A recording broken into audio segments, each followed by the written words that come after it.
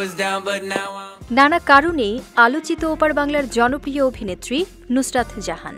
সবসময় নিজেকে তিনি ভক্তদের মাঝে উপস্থাপন করে থাকেন ভিন্নভাবে। তার একটি চমৎকার দিক হল যে কোনো লুকেই নজর কাড়েন এই লাস্যময়ী। সম্প্রতি ইনস্টাগ্রামে বেশ কয়েকটি ছবি ভক্ত অনুরাগীদের মাঝে শেয়ার করেছেন নুসরাত। ছবিগুলোতে সবুজ রঙের কো-অর্ট সেটে অনুরাগীদের মাঝে উষ্ণতা ছড়াতে দেখা গেল অভিনেত্রীকে। এদিন খোলা শার্টে নিজেকে অন্যভাবে সাজিয়েছেন নুসরাত।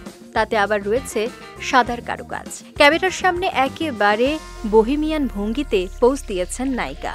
আকর্ষণীয় এই পোশাকের সঙ্গে মিল রেখে হাতে পড়েছেন চুড়ি, কানে দুল আর রোদ চশমায় নুসরাত ভক্ত অনুরাগীদের মাঝে আলাদাভাবে নজর কেড়েছে। নজরকাড়া এই লুক নিয়ে সামাজিক যোগাযোগ মাধ্যমে চলছে বেশ আলোচনা। 2010 সালে ফেয়ার ওয়ান মিস কলকাতা নামক একটি সৌন্দর্য প্রতিযোগিতায় বিজয়ী হয়েছিলেন নুসরাত। তার সৌন্দর্যের কারণে তিনি সুযোগ পান মডেলিংয়ে। এরপর রাজ চক্রবর্তীর পরিচালনায় জিতের বিপরীতে শত্রু চলচ্চিত্রে অভিনয় করে অনুরাগীদের মাঝে সুপরিচিত হয়ে ওঠেন নুসরাত।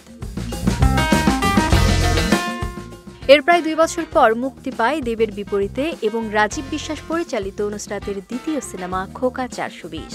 চলচ্চিত্রটির অত্যাধিক জনপ্রিয়তা সাফল্যের অন্যতম শিখরে নিয়ে যায় এই অভিনেত্রীকে।